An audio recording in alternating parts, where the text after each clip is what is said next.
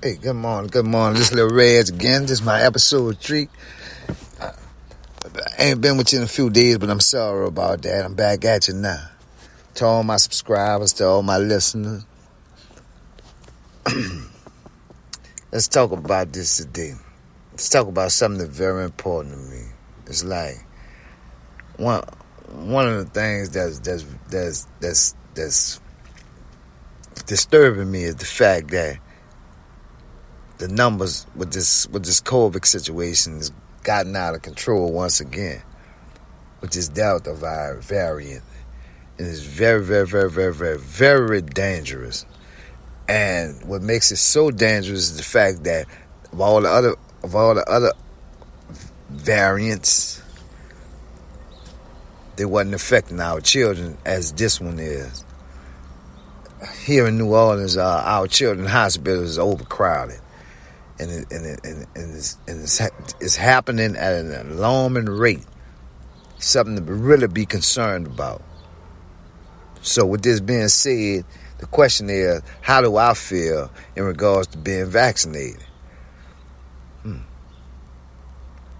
Well, the way I feel about it is this. Everyone should have a choice.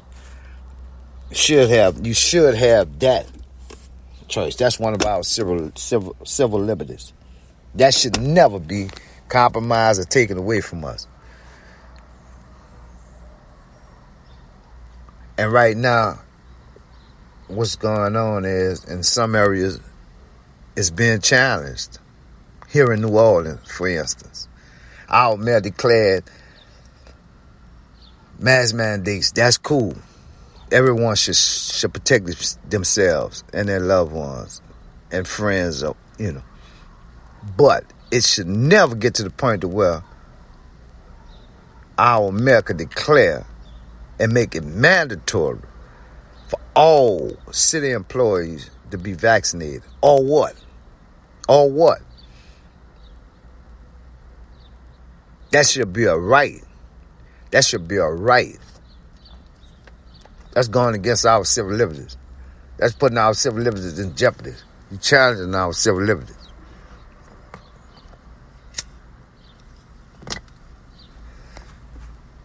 Should everybody be vaccinated? I don't think so. If that's not what you're feeling, then you should have the right to not be vaccinated. I'm vaccinated, okay? I got vaccinated, but I did it on my own. It's something I wanted to do. I don't encourage it or discourage it, okay? My thing is, people should have a right to make that decision. Now, as far as mask mandates, I'm all for that. I'm all for people protecting others, not just themselves, others. But as far as vaccinations, I'm not advocating for it, and I'm not saying that you shouldn't get it. It should be your choice. It should never be mandatory for you to put something in your body that you know nothing about.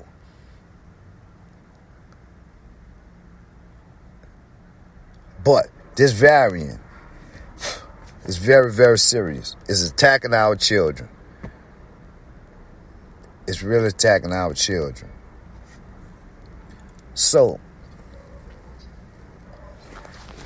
as a parent, as a responsible adult, as someone who cares about children, I suggest that we take inventory of ourselves and the decisions we make, which will affect our children in the future. So, with that being said, it's our decision. It's really our decision. Make sure we protect our children.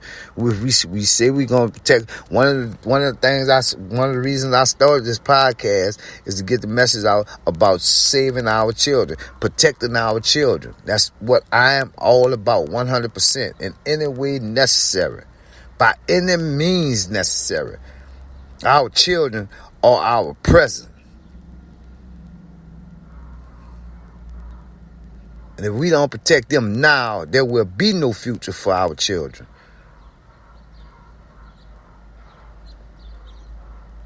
I repeat, if we do not protect our children today, this day, there will be no future for our children.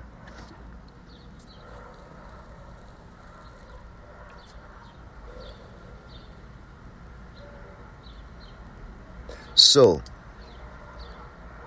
please, all responsible adults who happens to listen to my podcast, please do what's necessary to ensure the future of our children. And it starts with us right now, today, this day. Always, always, always encourage, love, and nurture, and teach our children the right things.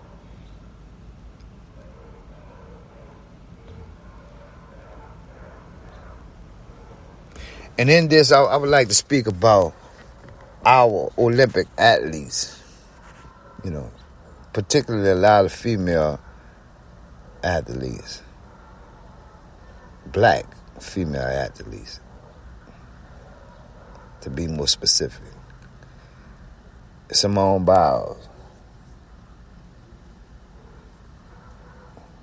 Osaka, these people, Michael Phelps,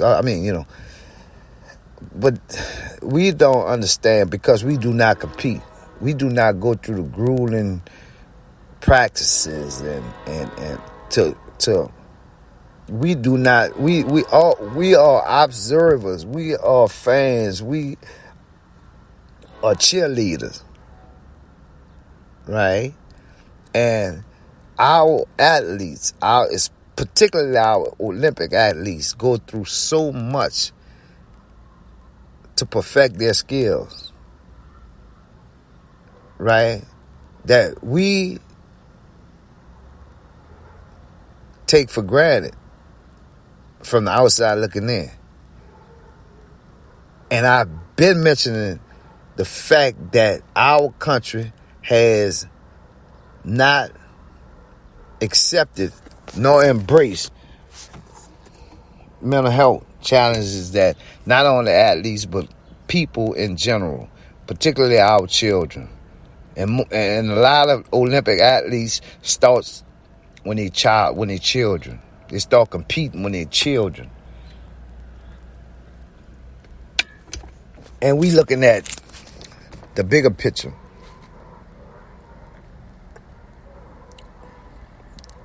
Maybe with this being on a grand scale and coming out the way it is, maybe now we will start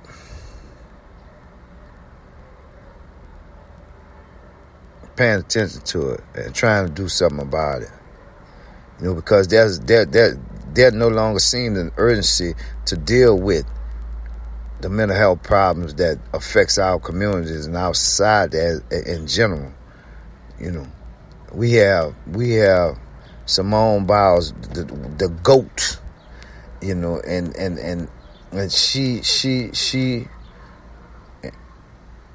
she suffered from mental breakdown as far as competition. I mean, you got to understand the weight of the world was on this young lady's shoulder, along with a lot of other Olympic athletes, and a lot of us don't understand gymnastics in general. We don't. All we do is see them flip, turn, twist, somersault, but we don't know the work it takes that they put in to do that, and the concentration it takes, and the danger associated with gymnastics.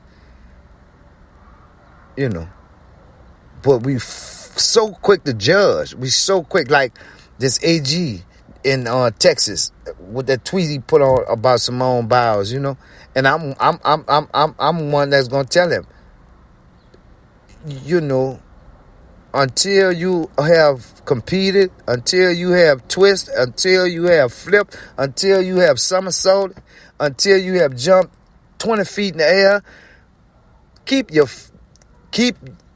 opinions to yourself, man. Particularly negative opinions. You know, keep them to yourself.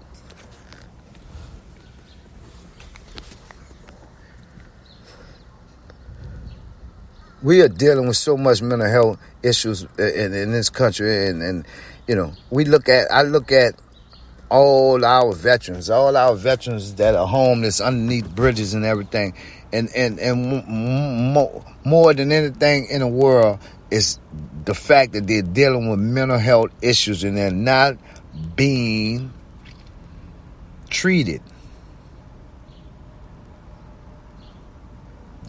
They are not being treated. Like, as I mentioned earlier, there is no longer a sense of urgency, if there ever was, to deal with and treat the mental health issues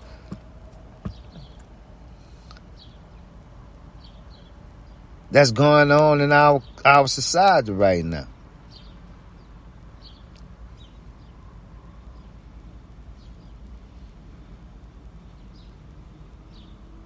We look at professional athletes and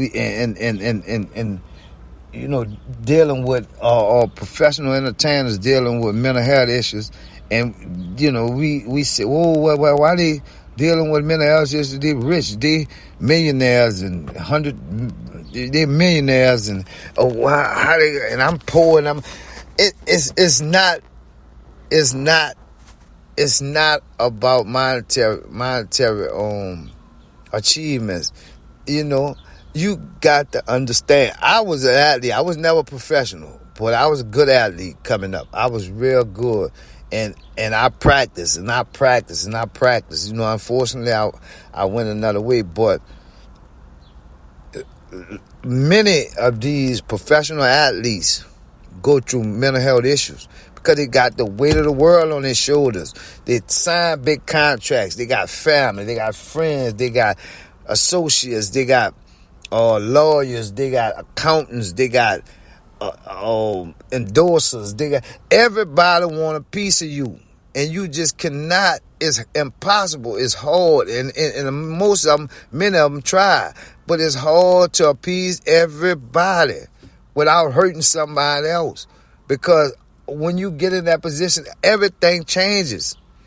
That's something we got to understand. So we got to be sympathetic. We got to be empathetic. We got to be understanding towards a lot of our professional athletes in this world, some of the things that they go through, because they go through the exact same things that we go through. Not only our professional athletes, but our professional entertainers. You know, the same thing that everyday people go through, they go through. It's just that they just so happen to have a job that pays them exceptionally well. Okay, so we got to understand this, and what we have to do is start bringing this to focus. Mental health is a terrible issue that we do not want to accept right now. So, with that being said, I'm going to close this segment. This is my segment. I'll be right back at you tomorrow. So, hopefully you have a good day. Please do something positive today, and also encourage a child. Do not go today without encouraging some child. It does not have to be your child. Always remember that. Encourage a child. Do something positive today, and I'll get back at you tomorrow. So y'all have a wonderful and blessed day. Once again, this is Reggie Reyes. Come on back with me tomorrow. Love you.